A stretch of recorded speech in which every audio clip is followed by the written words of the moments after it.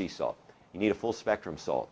You need one that has color, that has the 84 additional minerals that it was born with, that has the consistency, the mineral deficient consistency of your blood, and is actually good for you.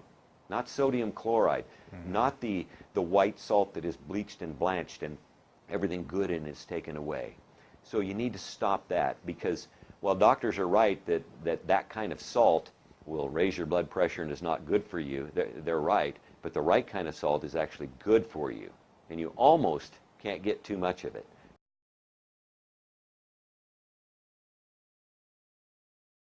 Table salt is mined from underground salt beds and then refined.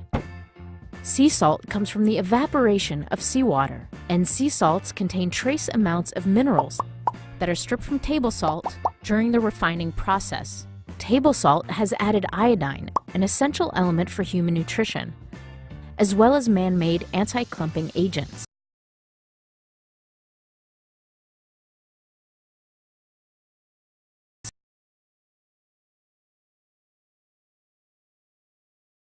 To inject sodium chloride straight into the veins, you would kill the person. Sodium chloride, they are both essential to the body.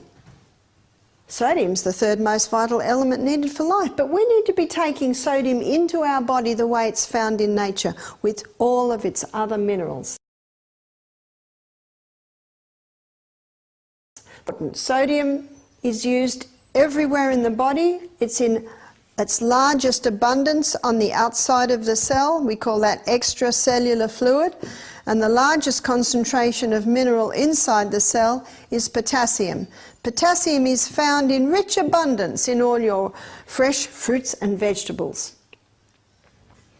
Chloride. Our hydrochloric acid is made from chloride, so chloride is important. So often people are told that they need to stop salt. Why are they told to stop salt? Because they're having too much of the sodium chloride, too much of the table salt. And because it's in an imbalanced form, it's causing an imbalance in the body, right down at the cellular level.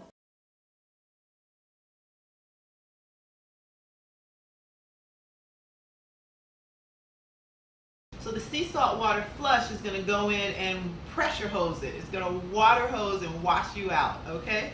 So these are the items that you need. You're going to need a 1-quart container, okay? So my grandmother used mason jars, so I like these jars, all right? And a lid. You're going to use sea salt. Now, I like color salt, so I'll either use a pink salt or a gray salt. And what I have here is a pink salt.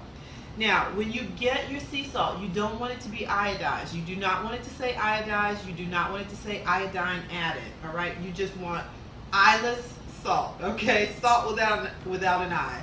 Okay, so here we go with the sea salt. And you're going to need 2 teaspoons of it, so have your teaspoon handy, okay? The last thing that you're going to need is filtered water. I do not put tap water in my body at all, so we're going to use filtered water. And that's what you need every morning.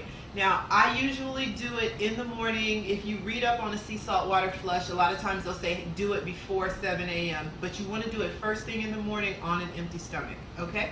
Iodized table salt today is about 97% salt, but it also has anti-caking agents, MSG, and also aluminum derivatives. So if you're just using regular salt you use at when you're out to eat or that you buy at your regular grocery store, that is not the salt you want to be using. It's not natural. I know that it does have iodine, but most people tend to not necessarily be iodine deficient because they're not getting enough salt. It's because they're not eating enough iodine-rich foods if it's an issue. But just to say this, sea salt has been shown, or regular iodized salt has been shown to increase your blood pressure. It's been shown to increase weight gain, increase cellulite buildup in your body. You want to stay away from regular iodized salt because of the aluminum, because of the anti-caking agents, and the other chemical additives. Now, what you should be doing is consuming sea salt or rock salt on a regular basis.